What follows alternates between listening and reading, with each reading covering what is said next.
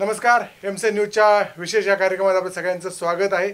आज आपण काही जे महत्त्वाचे विषय असतात आणि काही महत्त्वाच्या भागांसह या विशेष चर्चेत येत असतो. आजचाही खूप महत्त्वाचा असा विषय आहे, त्याच्यावरती आपण चर्चा करणार आहोत.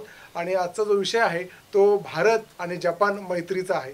मैत्रीपूर्ण संबंधावरती चर्चा करण्यासाठी एक पुढाकार घेण्यात आला आहे आणि एक उपक्रम राबवण्यात येतो आहे, इंडो जपान फ्रेंडशिप असोसिएशन. आणि ही कन्सेप्ट, जी संकल्पना ज्यांची आहे, अशी दोन्ही मान्यवर पाहुणे आज आपल्यासोबत आहेत.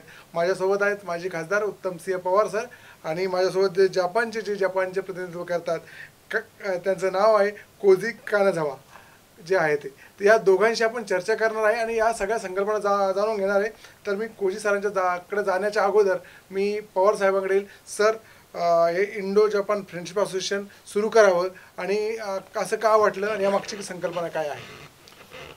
सर्वप्रथम हे असोसिएशन मी 15 वर्षापूर्वी सुरू केलं आहे. हो. आणि 15 वर्षापासून, मागच्या 25 वर्षापासून जपानला माझं सतत जाणं येणं आहे. माझ्या एका कंपनीतून जापनीज ग्रुपचा फायनान्स पण होता. तर आमचा फायनान्स कंट्रोलर हा जापनीज होता. आणि तिथून मला जापानच्या लोकांची शिस्त, त्यांचे विचार हे एवढे आवडले की जपान हा भारताचा मित्र पारंपरिक आहे, पण ह्याहीपेक्षा विश्वासू आहे. आणि विश्वासू मित्र मिळणं ही आज फक्त देशालाच नाही, समाजालाच नाही, पण आमच्या व्यवसाय, उद्योग, समृद्धी, कल्चर सर्व विभागासाठी जरुरी आहे. म्हणून आम्ही हे 15 वर्षापूर्वी मी सुरू केलं होतं. टोकियोमध्ये याची सुरुवात झाली होती आणि आमचे एक कलकत्त्याचे मित्र होते, त्यांच्या पहिलं ऑफिस तिथे झालं आणि नंतर आम्ही यात कार्यरत आहे 15 वर्षापासून. नक्कीच 15 वर्षापासून सुरू असलेलं हे जे हा उपक्रम आहे आणि त्यानंतर खूप काम चालू आहे आणि अजून खूप काम केलं जाणार आहेत. माझ्यासोबत सुहास कालवे आहे का जे द्विभाषिकाचं काम करणार आहे, आपला संवाद पुढे नेणार आहे. तर मी कोजी सरांना त्यांनी हा सगळा उपक्रम सुरू करण्यामध्ये त्यांचा काय रोल आहे आणि त्यांच्या काय संकल्पना आहे, काय मिशन आहे याबद्दल विचारा. My name is Koji Kanazawa. This is a great honor for me to accept the offer to be the executive director of this friendship association in Japan. So the purpose of this association is to strengthen the relationship between Japan and India, and especially Mumbai, Pune, Aurangabad. It's a Maharashtra state. So to deepen the relationship between India and Japan, I think it is very important for the world in the future. So I'm very honored to be a executive director this time. Pawar साहेबांकडे मला यायचं आहे. साहेबांना ह्या सगळा सुरू करण्यामध्ये जे आहे तर आपलं व्यापारी देवाणघेवाण वाढावी, सांस्कृतिक देवाणघेवाण वाढावी, असा एक उद्देश ठेवून आपण सुरू केलं. त्याकडे कसं बघतो? कारण जपानची प्रगती बघितल्यानंतर आपण जर भारतातच एक उदाहरण घेतलं किंवा कुठेही, त्यांच्या अनेक गोष्टीत मोनोपोली आहे. TV खरा जपाननीच दिला, कॅमेरा जपाननीच दिला खऱ्या अर्थाने, अद्यावत सगळ्या गोष्टी. पण ह्याही व्यतिरिक्त तुम्ही पाहाल तर भारताच्या बाजारात रोडवर जर तुम्ही गेले, सुझुकी जपानचीच कंपनी, टोयोटा जापानचीच कंपनी, होंडा जापानचीच कंपनी, निशान जापानचीच कंपनी, मित्सुबिशी जापानचीच कंपनी. तर अशा अनेक अद्यावत उपक्रम, मग ते JCB सारखे असो, कुठे असो, हे जपानने TV फ्रीजपासून जगाला काय काय नाही दिलं. आणि ह्या सगळ्या गोष्टी करत असताना त्यांनी त्यांच्या प्रोडक्टचं रिप्युटेशन्स हे अत्यंत हाय ठेवलं.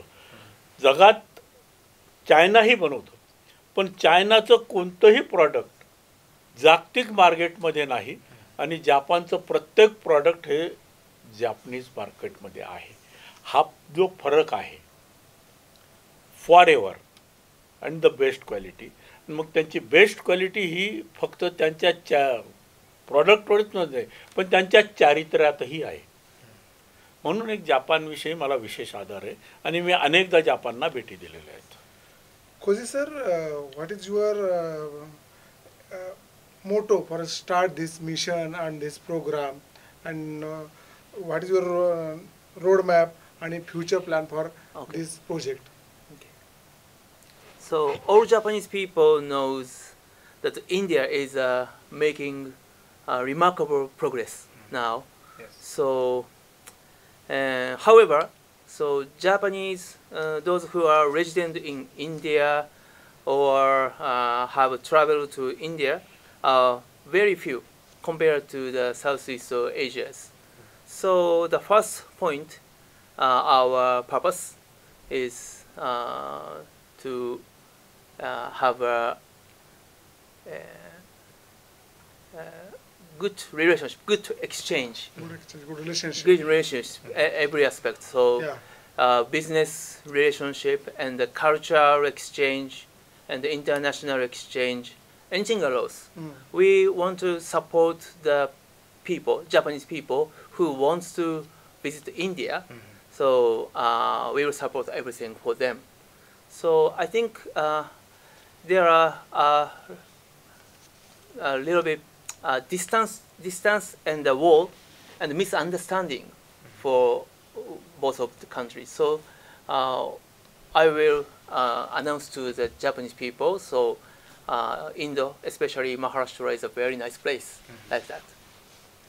नक्कीच हा यांनी जो उपक्रम सुरू केला आहे तो खूप असा स्तुत्य आहे आणि पवार साहेबांनी आणि यांनी सगळ्याचा इनिशिएटिव्ह घेतला आहे आणि नक्कीच भारताची आणि जपानची जी मैत्री आहे ती आणखी अशीच वाढत जाऊ आणि त्यांच्यामध्ये जे कल्चरल ट्रेड आहे त्याच्याबरोबर बाकीच्या सगळ्या ॲक्टिव्हिटीजमध्ये तो दिसावा.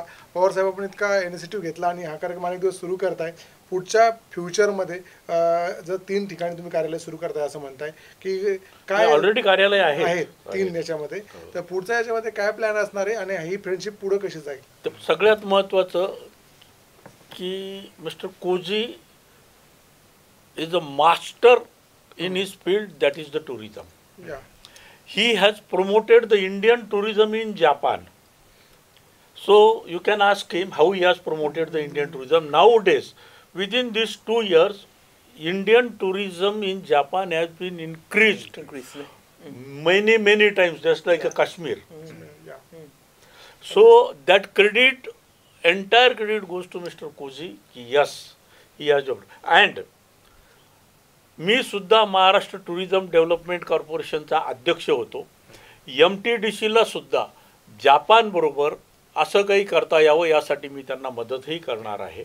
आणि महाराष्ट्र स्टेट टुरिझम आणि कोजीज official brand ambassador of the Japan tourism.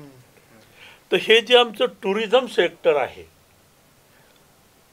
त्याला आणखी प्रगतशील करण्यासाठी यांचा आणि आमच्या असोसिएशनचा प्रयत्न राहील. तर त्यांना मला शेवटचा प्रश्न असा विचारायचा आहे की या चर्चेअंतर्गत की या सगळ्या मैत्रीचा जपानला कसा फायदा होईल आणि त्याच्यातनं भारतातनं काय तुम्हाला अपेक्षित आहे? Through this friendship association, what kind of benefit Japan will get and what kind of benefit Indian will get? Okay, so there are many benefits, I think. So the one point is, so Japan population is decreasing now. या So many companies need the workers, right? So in this IT industry, there are many Indian engineers already In Japan. in Japan. So we want to hire, for example, nursing sector, right? So there are very it's impossible to hire the people. So if Indian people will come to work in Japan, it will be very useful for us. So we will try to human resource exchange this organization, this association. नक्कीच हा जो human resource हाच आमचा मुख्य उद्देश आहे. हाच नक्की जर तो म्हणता येईल की पर्यटन असेल किंवा रोजगार असेल, एकमेकांच्या देशासाठी दिलेला ट्रेड असेल, एकमेकांसाठी केलेला किंवा सांस्कृतिक देवाणघेवाण असेल, या सगळ्यांची जी सुरुवात प्रत्यक्षात झाली आणि प्रत्यक्ष कार्य सुरू आहे. नक्कीच या इंडो जपान फ्रेंडशिप असोसिएशनचं कार्य असंच वाढत राहो आणि तुम्हाला या 3 शहरांबरोबर पूर्ण भारतामध्ये तुमचं कार्य वाढत जावं यासाठी एमसेन परिवाराकडनं खूप खूप शुभेच्छा. आपण आलात, आमच्याशी संवाद साधलात त्याबद्दल आभार. धन्यवाद.